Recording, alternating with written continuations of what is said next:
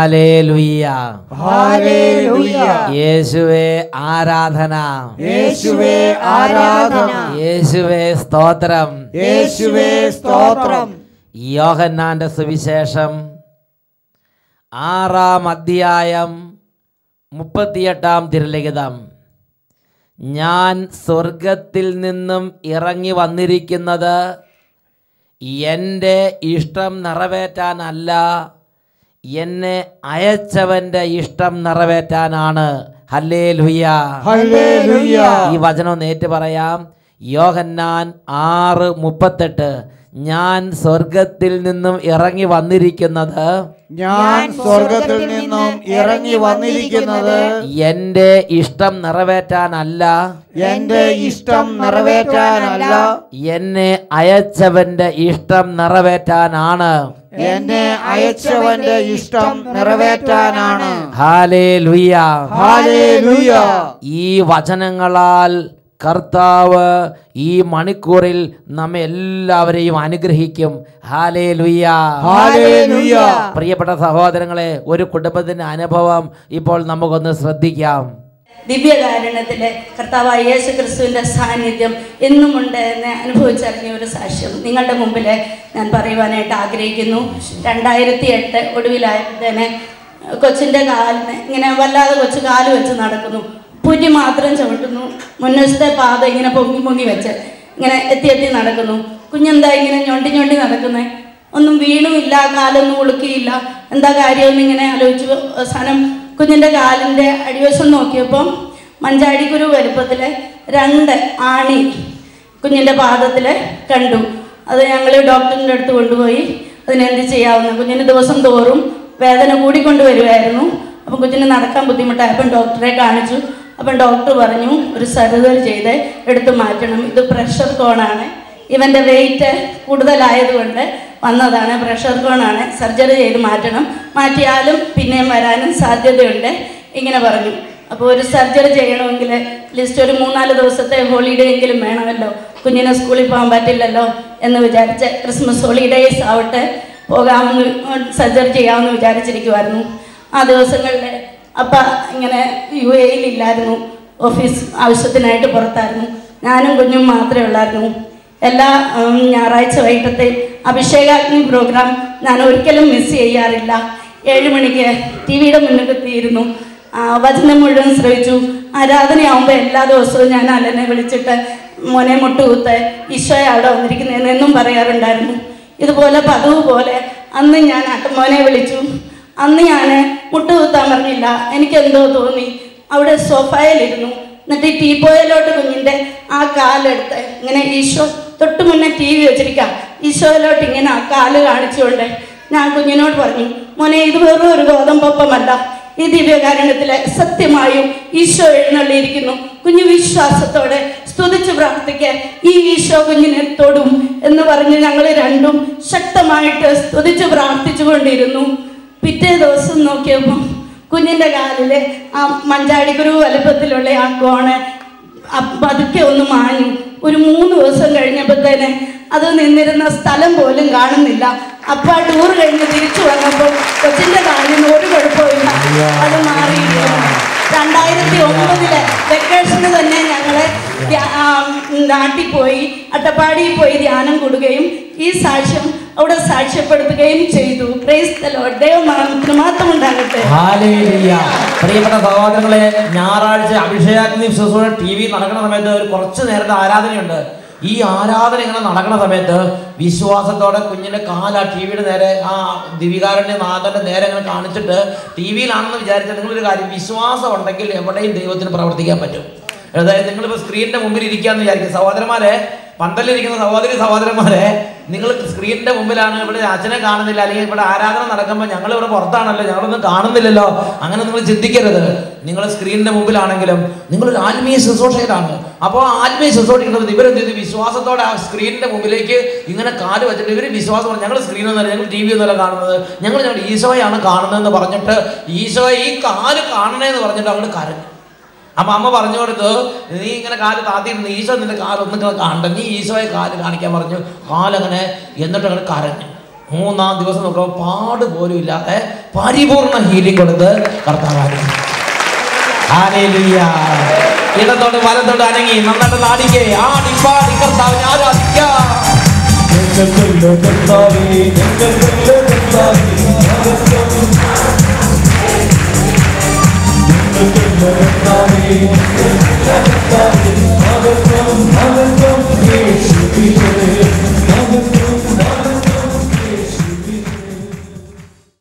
Hallelujah.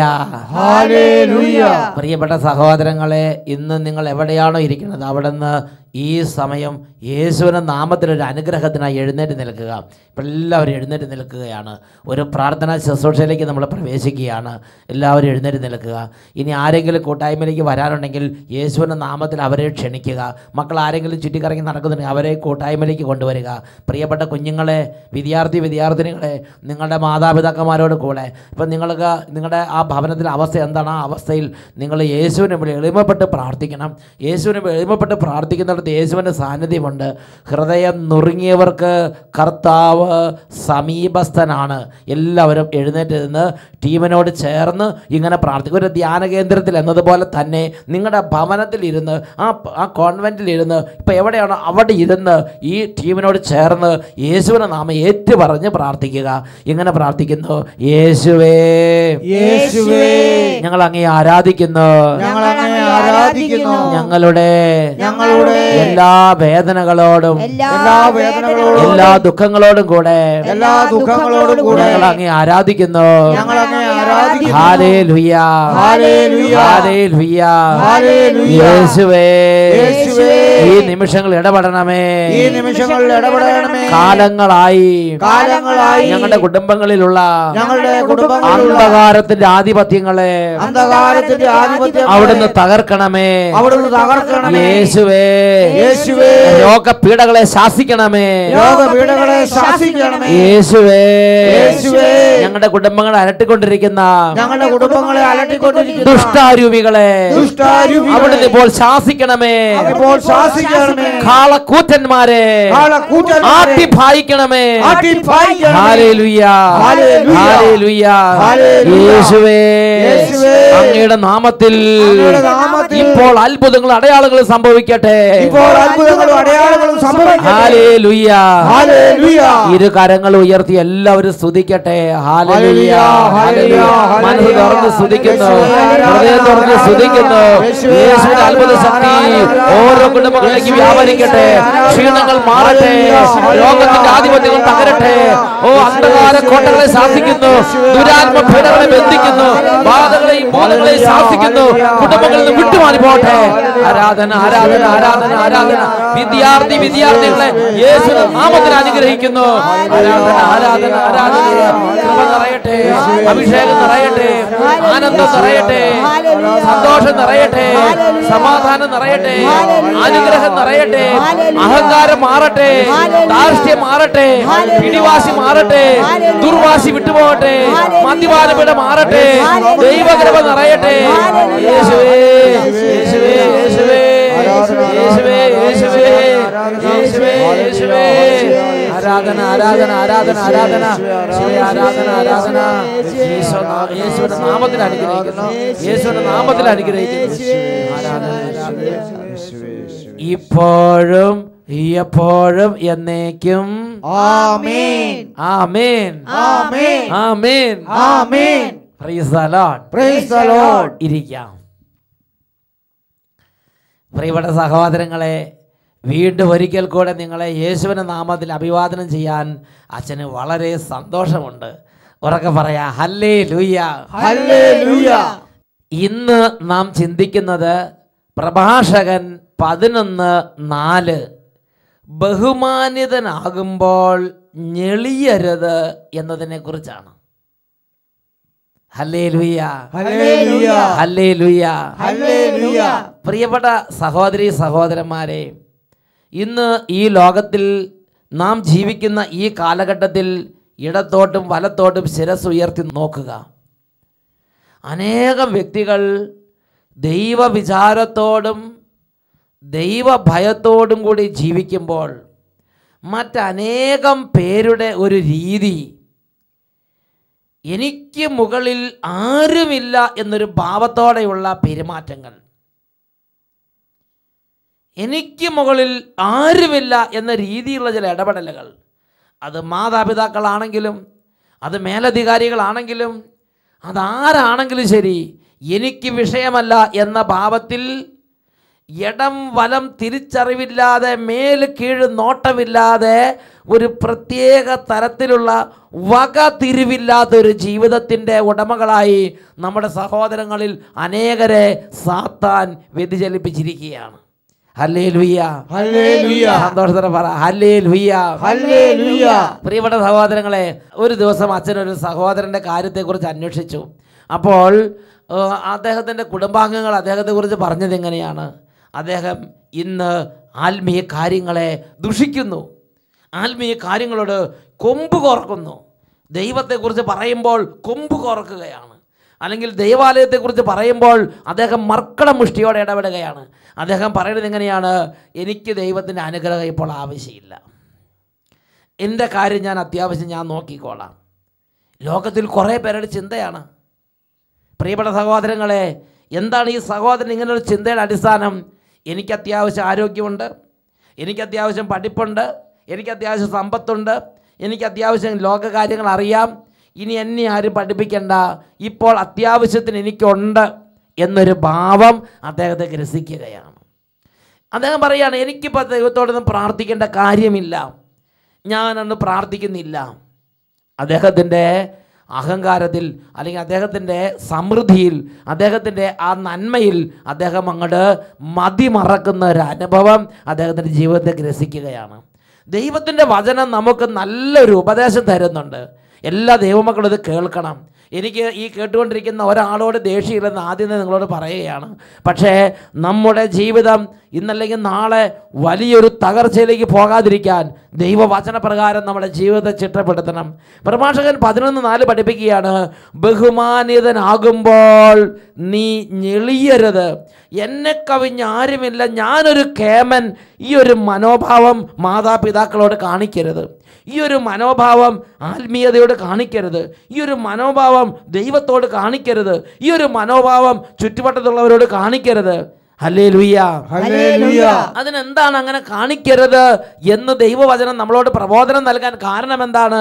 പ്രഭാഷകന്റെ പുസ്തകം 11-ാം അധ്യായം 4-ാം വാക്യത്തിൻ്റെ തുടർന്നുള്ള വാക്യങ്ങൾ, എന്തെന്നാൽ കർത്താവിൻ്റെ പ്രവൃത്തികൾ വിസ്മയകരവും മനുഷ്യ ദൃഷ്ടിക്ക് അഗോചരവുമത്രേ. കിരീടധാരികൾ തറപറ്റുന്നു, ഒന്നുമില്ലാത്തവർ കിരീടമണിയുന്നു.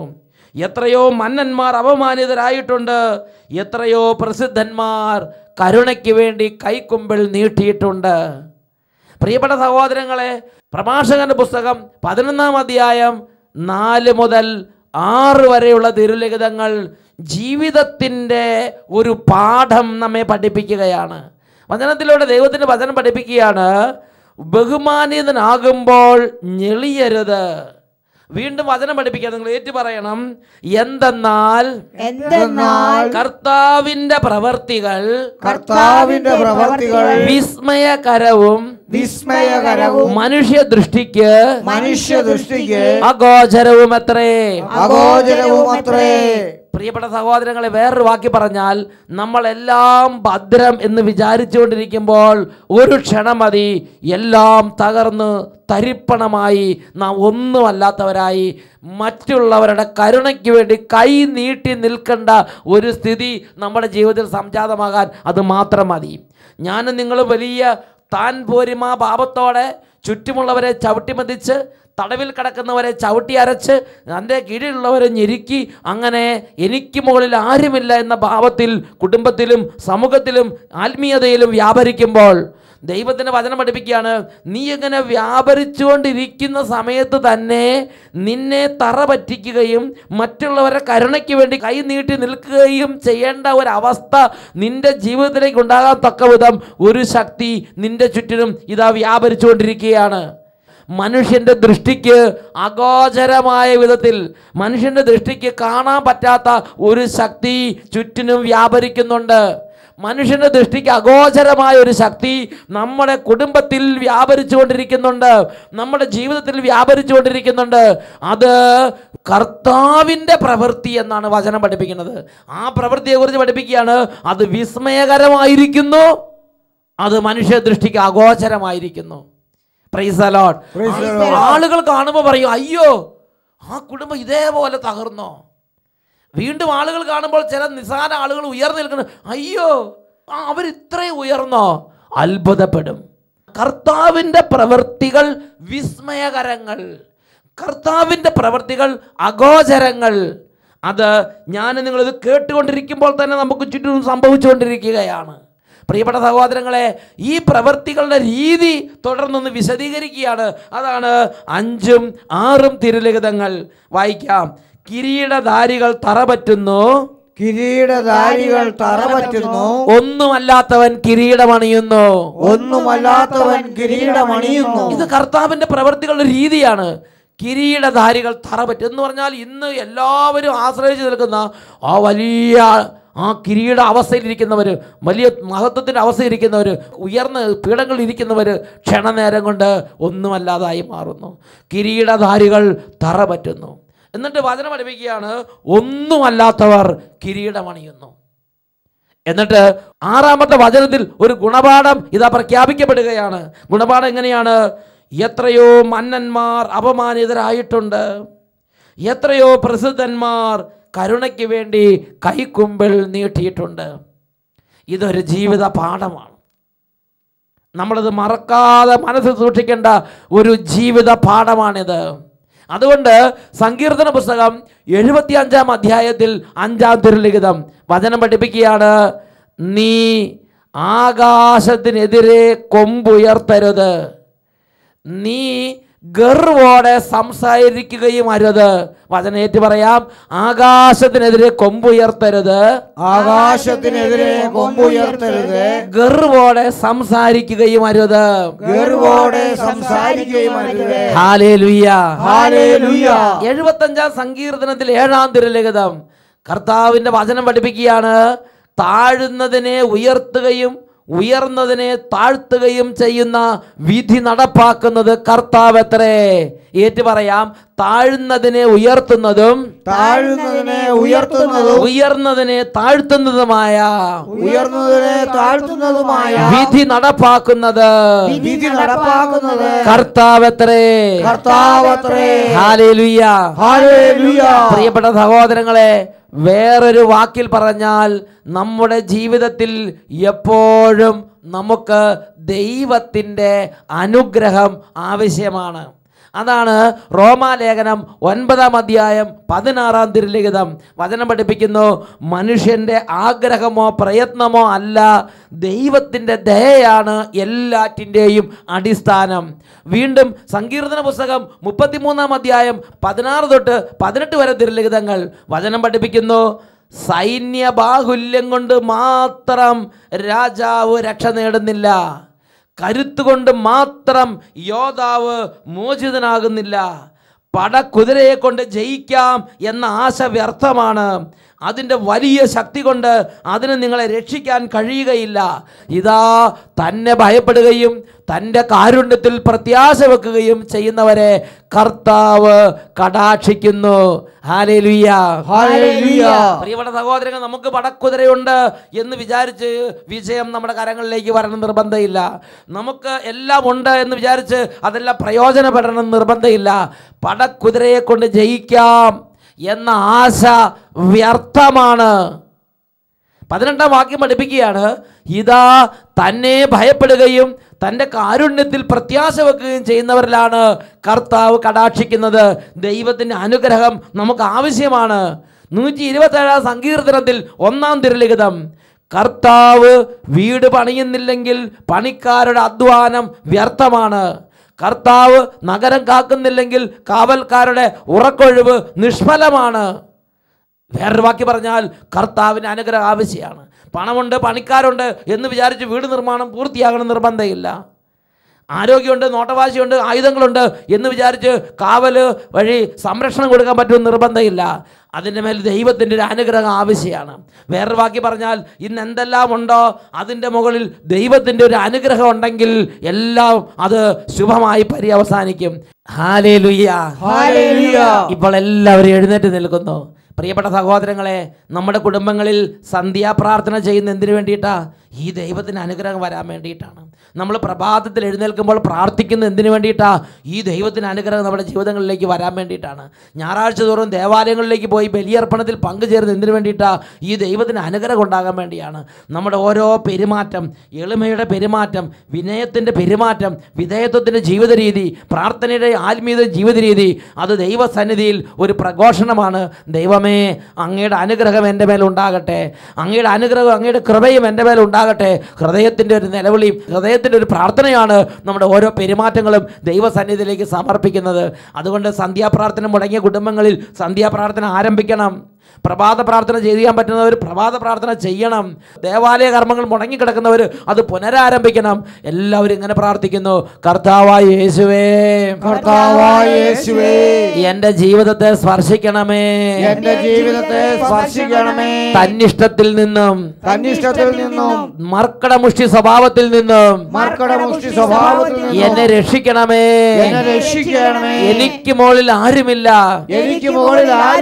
എനിക്ക് ആരുടെയും അനുഗ്രഹം ആവശ്യമില്ല, ഇങ്ങനെയുള്ള പൈശാചിക പീഡകൾ അവിടുന്ന് പറിച്ചു കളയണമേ. ഇരു കരങ്ങൾ ഉയർത്തി ഉറക്കെ സ്തുതിക്കട്ടെ. ഹല്ലേലൂയ, ഹല്ലേലൂയ. ഓ കർത്താവേ, ഈ കുടുംബങ്ങളിലേക്ക് ഇപ്പോൾ അനുഗ്രഹത്തിന്റെ മാലാഖയെ അയക്കണമേ. ഈ കുടുംബങ്ങളെ ഇപ്പോൾ സ്പർശിക്കണമേ, ഈ മക്കളെ ഇപ്പോൾ സ്പർശിക്കണമേ, ഈ കുട്ടികളെ ഇപ്പോൾ സ്പർശിക്കണമേ, ഈ യുവതിവാക്കന്മാരെ ഇപ്പോൾ സ്പർശിക്കണമേ. ഇവരിൽ കുടികൊള്ളുന്ന മോഷ്കിന്റെ ആത്മാവിനെ യേശു നാമത്തിൽ ബന്ധിക്കുന്നു, വിട്ടുമാറി പോകട്ടെ. എതിർപ്പിന്റെയും മല്ലടിക്കുന്നതിന്റെയും വിമത സ്വഭാവത്തിന്റെയും മാത്സര്യത്തിന്റെ അരൂപികളെ യേശു നാമത്തിൽ ശാസിക്കുന്നു, വിട്ടുമാറി പോകട്ടെ. ആരാധന, ആരാധന. കൃപയുടെ ആത്മാവ് നിറയട്ടെ, കൃപയുടെ ആത്മാവ് നിറയട്ടെ, സന്തോഷത്തിന്റെ ആത്മാവ് നിറയട്ടെ, സമാധാനം നിറയട്ടെ, തിരിച്ചറിവ് നിറയട്ടെ, വകതിരിവ് നിറയട്ടെ, ദൈവകൃപ നിറയട്ടെ. ആരാധന, ആരാധന, ആരാധന. യേശുവേ, യേശുവേ,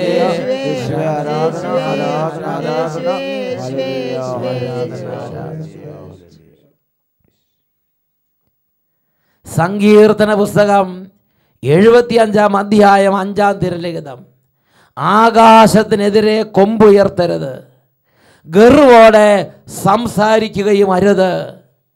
ഹല്ലേലൂയ, ഹല്ലേലൂയ. കർത്താവ് കൃപയാലും വിനയത്താലും വചനത്താലും കുടുംബങ്ങൾ അഭിഷേകം ചെയ്യും, ഇപ്പോഴും എപ്പോഴും എന്നേക്കും. ആമേൻ, ആമേൻ, ആമേൻ, ആമേൻ, ആമേൻ.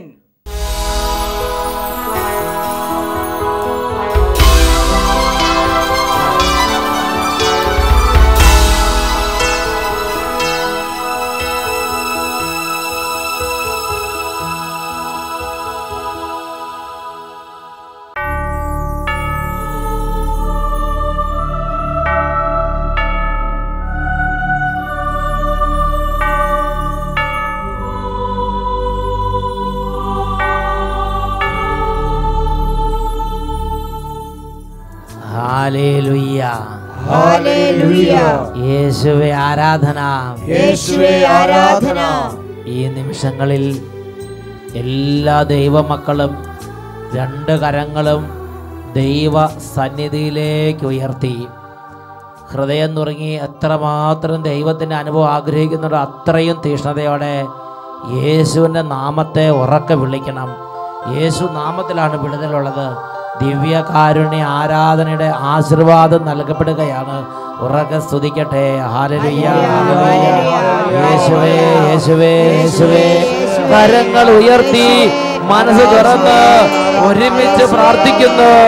യേശുവേ, എൻ ദൈവമേ, യേശുവേ, നീ എന്നും മതിയായവൻ. യേശുവേ, യേശുവേ, എൻ ദൈവമേ,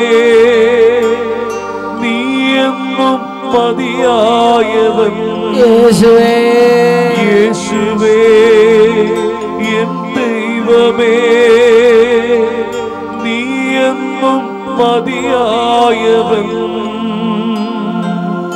നീ എന്നും മതിയായവൻ, നീ എന്നും മതിയായവൻ.